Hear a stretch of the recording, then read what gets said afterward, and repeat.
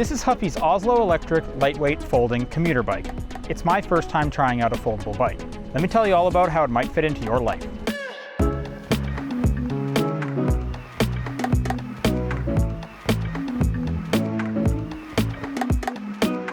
I've been trying out this bike for the last 2 weeks, when it hasn't been pouring rain. In that time, I've become pretty familiar with it and how it could slot into my lifestyle. Normally, I ride a single-speed road bike, so I'll let you know how it compares to that. In this video, I'm going to talk about the setup process, how easy it is to fold and store at home. I'll also get into its weight and some considerations we'll have to make when transporting it. And of course, I'll talk about that motor and how it feels to ride. I'll leave time codes in the description in case you want to jump around. The Oslo Electric is an easy-to-fold commuter e-bike. It folds down the middle, at the handlebars, and even the pedals can fold if need be. The bike has 7 gears controlled by a twist shifter. It features a 36-volt battery that powers a 250-watt rear hub motor. That battery is positioned under a rear rack with a max load of 10 pounds. It even has this floor stand guard piece that protects the gears if you want to lay the bike flat when storing.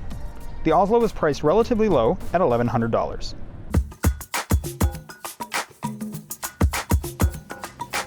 As this was my first time trying out a folding bike, I was really impressed with how easy it was to set up.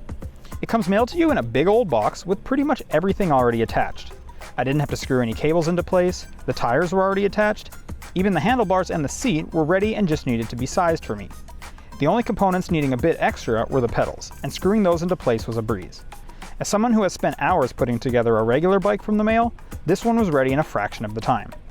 Unfolding and setting up the bike the first time probably took me about 30 minutes, and I bet a good chunk of that was me messing around with my camera while I filmed the process. Now, after using it a few times, I can unfold and get riding within a few seconds. I live in a tiny 2-story walk-up, so space is definitely limited, and the biggest advantage the Oslo has is how compact it can fold down. It's small enough to fit under a desk or even in a closet, so bringing it onto a train or in the back of your car is definitely easier than a traditional bike. In fact, the only real issue I had when storing it is the pedals would sometimes get in the way of the bike's floor stand.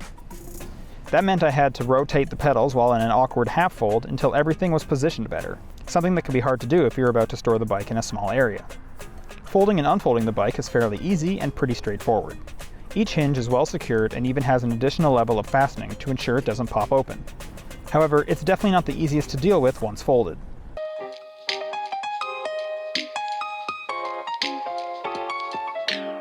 The Oslo weighs in around 45 pounds, which is definitely on the lighter end of e-bikes. But you'll soon discover when carrying it that its awkward shape can be tricky to navigate. There aren't any handles on the bike, so picking it up isn't very comfortable.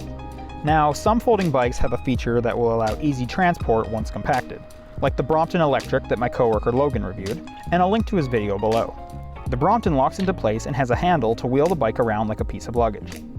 The Oslo has neither, but remember that this bike is less than a third of the Brompton's $3,800 price tag. With that said, carrying the Oslo meant I consistently had to lift the bike at awkward angles, and while carrying it, the bike would sometimes begin to unfold or sway around in my arms. Definitely something to keep in mind if you have to lug a bike up a stairwell. Now, I can't think of a better way to test out an e-bike than to ride it up the steepest hill I can find, so let's do that. The battery isn't very big from both a size and capacity standpoint. A 36-volt battery powering a 250-watt motor is much smaller compared to many e-bikes around this price range. The Electric XP2 has a 48-volt battery with a 500-watt motor, but it's also 20 pounds heavier. But with the Oslo's 250 watts, it means this bike can reach up to 20 miles per hour with the pedal assist, and I've found it lasts anywhere from an hour to 2 depending on how many hills I'm climbing. Even without the battery, the Oslo Electric feels like riding a normal bike, meaning I wouldn't be worried if I ran out of power while out and about. With that said, the battery is small, compact, and quite easy to charge. It slides out from under the rear rack so you can plug it in or throw it in a backpack, but you can charge it while secured to the bike if need be. For added security, the battery can be locked in place easily, but I'd still recommend taking the battery off if you're locking your bike outside. That way, it's protected from the elements, and people won't realize you're riding an expensive, stealable e-bike so easily.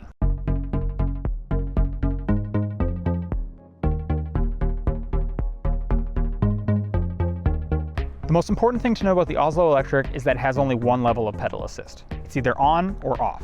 That means you can't specify how much power and assistance you'd like. And you enable it by turning the battery on and pressing this green button by the gear shift.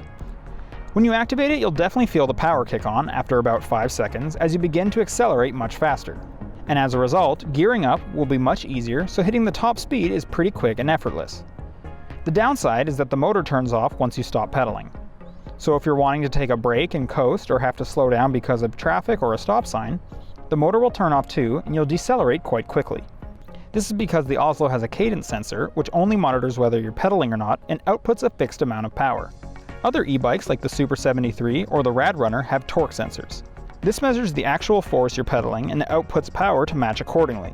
With the Oslo, it becomes a bit uncomfortable since you'll naturally reach a speed higher than your pedaling resistance will allow for. But in order to keep the assist going and maintain your momentum, you need to continuously pedal at this empty friction. It's not a huge problem at first, but if you were pedaling at a high gear or up a hill, you now need to pedal at the last gear you were on, which is probably the hardest one, for a few seconds before the bike will help you out again.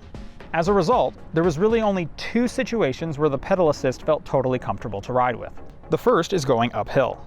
This made the gear tension constant, and the motor made the incline a breeze to overcome. The second was on long stretches of straight road.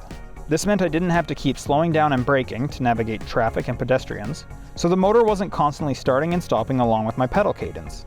Also, and I don't really have big feet, but my ankle kept hitting the kickstand while I was riding. What's up with that?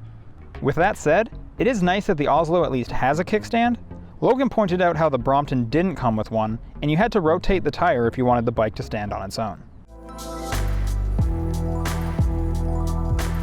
So, who is this bike for? I feel like the Oslo Electric is for a very specific kind of rider out there. It's for people commuting to work or to the store, if you need to bike the last couple of miles from the train or bus. Maybe they have a couple of hills on their route that they'd prefer to avoid, otherwise they'd show up at the office with pit stains. This shorter distance doesn't need a large or super long lasting battery. It's also for people who don't have a lot of space at home for a regular bike and need to be able to slip this out of the way or easily place it into the back of a car. And lastly, it's for someone who's looking to save money. All of Huffy's bikes are priced on the lower end of electric bikes. The Oslo comes in at around $1,100, and their standard, more fully featured bikes cost only $100 more. Personally, there's just too many drawbacks for me to totally recommend this bike. The small storage footprint is awesome, and it allowed me to keep this and a regular bike inside while making this video. But the awkward carry I had to do to get it upstairs was not ideal, and the biggest letdown was that cadence sensor and motor. The bike just didn't end up being a comfortable ride enough of the time.